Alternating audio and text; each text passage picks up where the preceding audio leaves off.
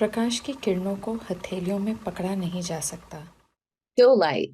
In this piece, we learn about light seen in its various forms. And something that stood out to me is you can't touch a ray of light, but you can feel light in the palm of your hand, or like you can feel the sun on your back, or you can feel heat from a flame.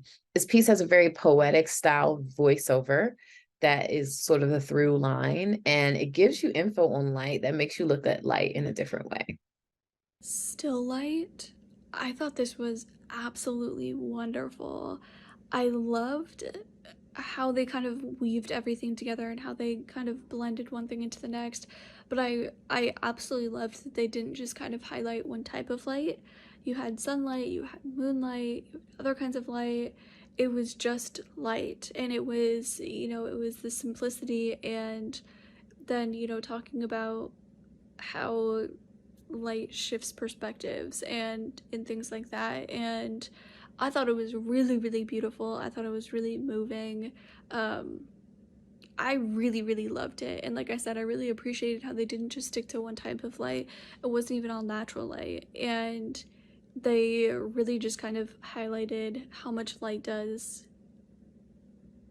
not even force perspective, but how much it influences perspective. And you know, it's one of those things that, like, I think gets missed a lot of the time, but like, oh, things always seem less daunting in the daylight, and things like that.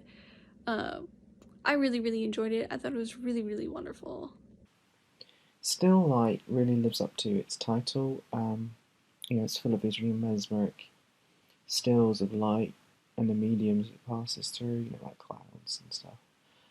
This idea that we can't hold light in our hands, but we know it through touch is really thought provoking and actually very poetic.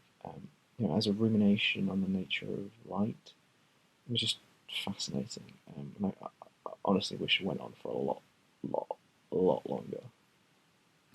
Still light.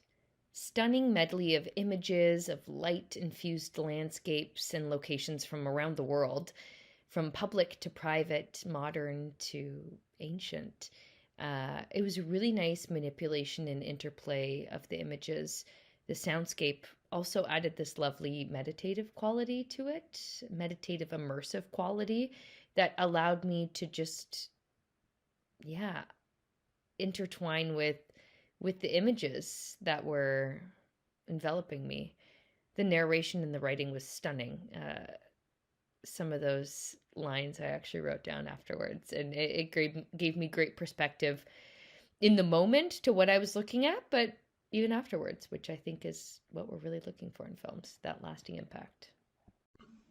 This was really great. A curious piece. It treats us to so much great footage for starters, which I just really enjoyed just seeing the images. But then you've got this sort of this narration that's sort of like this poetic essay about light over it. It was just a beautiful marriage of those two things. Great images and just the narration. Just an interesting piece put together really thoughtfully that I really enjoyed. Still Light. Still Light, I think, is a very interesting short, very powerful, very artistic as well. It's a sort of art house short in this case. I really like the idea to put the light coming between the photographs and the voiceover as well. I think the voiceover really is kind of a guide, it's guiding you throughout the story from start to finish. Overall, the main idea to put these still photographies together, I think it really works, and is a micro short but still manages to deliver a beginning, a development, and a conclusion. So overall, it was a very well done short, and I really enjoyed it. Congratulations. I enjoyed Still Light. I loved that it talked about our perception of light and how it sort of shapes the way we see places and track it in our memory, and how we can feel it but we can't hold it. And it's just very interesting, the monologue behind these beautiful photographs taken from all around the world, just showing all the different types of light and how the different light gets us to perceive these different places differently. It showed, you know, the street lights, the city lights, the sunlight, and how the clouds shape it, how the water shapes the light, how, you know, area, place, and light interact to create our perception. So yeah, I thought this was a really interesting film.